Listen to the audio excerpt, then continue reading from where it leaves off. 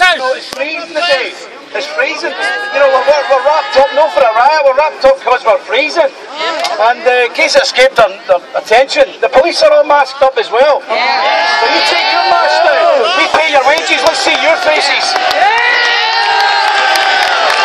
It's about time the security forces of this country decided what side their bread was buttered on. We're the loyal people of Ulster, we stood by you all these years. The people you're now serving and running lackey to, like Naomi Long and all the rest of them and the shinners inside that building. Tried to murder you for 30 years and we tried to defend you. Please forget that. These people inside this building have waged a 30-year genocidal war against the loyalist Protestant people of Ulster. They didn't beat us. They never will beat us.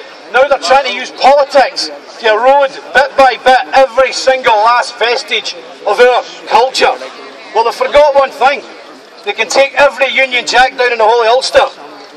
It still will be British, because we're British, and inside each one of us